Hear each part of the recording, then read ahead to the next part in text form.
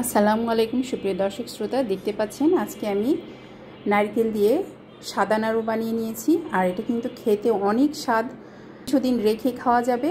এইভাবে একবার হলেও নাড়ুগুলা বানিয়ে খেয়ে দেখবেন। আর আমার ভিডিওটি যদি ভালো লাগে অবশ্যই লাইক কমেন্ট শেয়ার করে দিবেন আর সাবস্ক্রাইব করতে ভুলবেন না। আজকে আমি নারকেলের নাড়ু বানিয়ে নিব, তাই একটি নারকেল ভেঙে নিয়েছি। আমি নারকেলটাকে কেটে ছোট ছোট করে পিস করে নিয়েছি, আর যেটা ব্রাউন কালার শক্ত একটি অংশ থাকে সেই অংশটাকে ফেলে দিয়েছি। এখন আমি এটাকে ব্লেন্ডার করে নিব।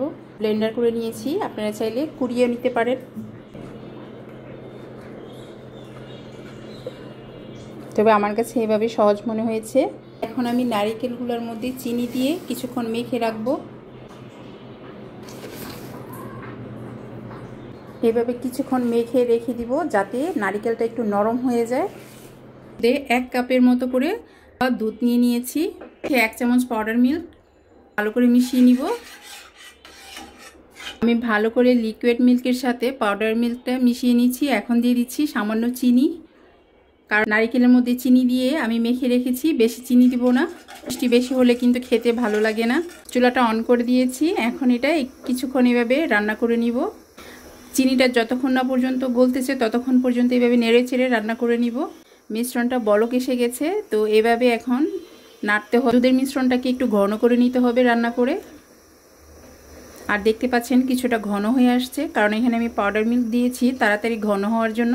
সময়টা বাঁচিয়ে নেওয়ার জন্য দুধটাকে আমি আগে থেকে ভালো করে জাল দিয়ে ঘন করে নিয়েছিলাম। আপনারাও চেষ্টা করবেন এমন করে নিতে। আপনারা দেখতেই পাচ্ছেন ঘনত্বটা, তবে আর একটু ঘন করে নিব। মিষ্টির ব্যালেন্সটা আপনারা ওই রকম রাখবেন যেরকম খাবেন আপনারা। আমি একটু মিষ্টি কম করেই দিয়েছি, এটার মধ্যেও অল্প করে দিয়েছি, আবার নারিকেলের মধ্যেও অল্প করে দিয়ে মেখে রেখে দিয়েছি। খুব সুন্দর একটি ফ্লেভার বের হয়েছে। আর আরেকটি কথা, এখানে চাইলে আপনারা চালের গুঁড়িও দিতে পারেন। দুধের মিশ্রণটা রেডি হয়ে গেছে, এখন আমি এটা এক সাইডে রেখে দিব, কারণ ঠান্ডা হয়ে গেলে আরও হার্ড হয়ে যাবে। এখন আমি এই পাতিলের মধ্যেই নারিকেলটা দিয়ে দিব। তো এটা এখন এভাবে কিছুক্ষণ রান্না করব।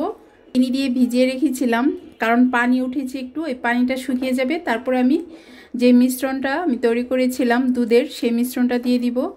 চুলার হিটটা লো হিটে থাকবে, কারণ আমি যেহেতু একেবারে দবদবে সাদা নাড়ু বানাচ্ছি, সেই ক্ষেত্রে কিন্তু চুলার আঁচ হাই হিটে থাকলে পুড়ে যাওয়ার সম্ভাবনা থাকে। এজন্য চুলার আঁচটা লো হিটে দিয়ে রান্না করতে হবে। কত সুন্দর করে ব্লেন্ডারে আমি ব্লেন্ডার করে নিয়েছি, একেবারে কুড়ানো নারকেলের মতো হয়েছে। আপনাদের যদি হাতে সময় না থাকে সেক্ষেত্রে এটা এভাবে করে নিতে পারেন। আর আমি কুড়ানোর জন্য চেষ্টা করেছি, কিন্তু দেখা যাচ্ছে উপর থেকে যে নারিকেলের ছাবাগুলো আছে ওগুলো নারিকেলের উপরে পড়ছে, তো দেখতে সাদার মধ্যে কেমন জানি একটু ব্রাউন ব্রাউন কালার লাগছে। এই জন্য আমি নারিকেলের মালা থেকে উঠিয়ে এটাকে আমি ছোট ছোট পিস করে ব্রাউন কালার ফেলে দিয়েছি। তারপর আমি ব্লেন্ডারের সাহায্যে ব্লেন্ডার করে নিয়েছি। পানিটা অনেকটাই শুকিয়ে গেছে চিনির। তো আমি যে মিশ্রণটা বানিয়ে রেখেছিলাম দুধের, সেই মিশ্রণটা এখন দিয়ে দিব। অবশ্যই ব্লেন্ডার করা নারিকেলগুলোর সাথে ভালো করে দুধের মিশ্রণটা মিশিয়ে নিতে হবে। আঠালো আঠালো ভাব আসছে, আঠালো ভাবটা আরও হবে রান্না করতে করতে। নারিকেল এবং দুধের মিশ্রণটা একটু ডোর আকারে হচ্ছে, এরকম হলে নামিয়ে নিতে হবে, বুঝে নিতে হবে যে এটা হয়ে গেছে। এখন আমি এটা নামিয়ে নিচ্ছি। অবশ্যই একটু ছড়িয়ে দিতে হবে। সামান্য একটু ঠান্ডা হওয়ার পর সঙ্গে সঙ্গে এগুলোকে গোল গোল লাড্ডুর মতো করে নিতে হবে, বেশি ঠান্ডা করা যাবে না। কিছুটা ঠান্ডা হয়ে গেছে, তবে গরম থাকা অবস্থায় আমি এটা নাড়ুর মতো করে শেপ দিয়ে দিব। দেখতে পাচ্ছেন ঠিক এমন হবে। আমি বেশি বড়ও করিনি, আমি ছোটও করিনি, মিডিয়াম সাইজের করেছি। দেখতে কিন্তু অনেক সুন্দর লাগছে, আর খেতেও কিন্তু খুবই দুর্দান্ত হয়েছে।